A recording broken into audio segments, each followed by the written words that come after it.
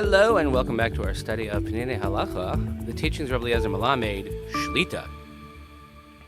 We find ourselves midweek here as we are already thinking about Purim, unusual scheduling of Purim this year, of course, since for us here outside of Yerushalayim, the Purim holiday falls on Thursday night and Friday, so lots of interesting halachas of how to do Purim on a Friday, especially the Purim Seudah.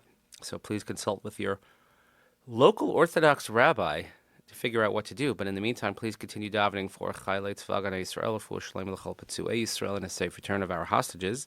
We dedicate our learning each and every day Le'ilui Nishmas Saren Daniel Shimon ben Harav Doron V'Sheli Hashem Yakum Damo. Next chapter, a short one, but a good one. Yikanesh Shnei Psachim. Amar Chachamim, L'olam Yikanes Adam L'Beis HaKnesses Shiur Shnei Psachim V'achar Kach Yispal. The Gemara says in Brachos that a person should always go into the Shul, into a Beis Knesses, when it says Shiur Shnei Psachim, the measure of two openings, and then davening. So what does that mean? Shlosha Pirushim Nemar B'Zev Kulam Niskabel Halacha. There are three explanations, three interpretations, and they're all accepted in Halacha. It's found in Shulchan Aruch and Siman Tzadi. So let's go. Number one, Hamashmos Harishona. Shehamispalo tzarich likonos l'toch beis hakneses kashir ruchav shnei psachim ketanon lefachos. That when you daven, you have to go into the shul the amount of the width of two small openings, and he says at least 60 centimeters. Shehamispalo liyad hapesach mara ba'atzmo shatfila nidmeis be'enav kimasoi. So if a person would stand by the door, so it looks as if davening is a burden to you, and therefore you're standing near the door so that you can get out right away. That's Rashi's interpretation. However, let's say your set place happens to be near the door, you're allowed to do that. In other words, if a person davens there every day, that happens to be your spot is near the door. So if you don't have a spot, and you're coming into a shul, you should come in at least the width of two psachim, of two openings. Again, 60 centimeters is not that much, so obviously one should walk in and daven inside the shul.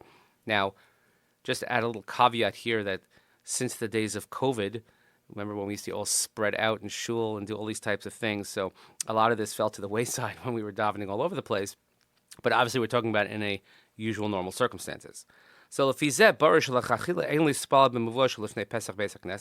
here, it's pretty clear that one shouldn't daven in the hallway or in the entryway in front of the shul. If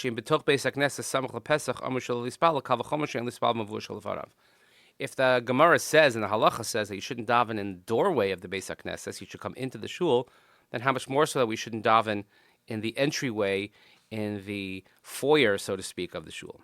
So that's interpretation number one. Hamashmos Hashniya, the second interpretation, one shouldn't sit near the doorway, near the opening, that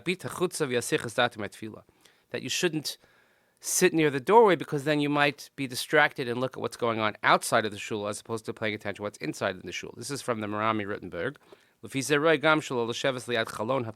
So then, as I'm sure you all surmised right away, then one should be careful not to sit next to an open window, meaning a window with a view outside, because you also might become distracted. So we'll see also an upcoming simanim about how to position yourself in the shul during davening as well. But as a distraction method, one should not sit near an open window. Yet a shul is supposed to have windows, but not ones that would distract you. Hamashmos Hashlishis, the third understanding is Shabali Spalatzarach Lishos Kama Shnios Kashir Kanisa Bishnei Psachim Lefnei Shiascha B'Tfilaso Kadesh Chaven Estatel Tfilah. So this is brought in the Rush, that one should come into the shul, and before one davens, one should wait a few seconds, as long as it takes to come in through these two shnei psachim, however long that is, but it's only a few seconds before you begin, again, to get yourself in order to have proper kavanah for davening. There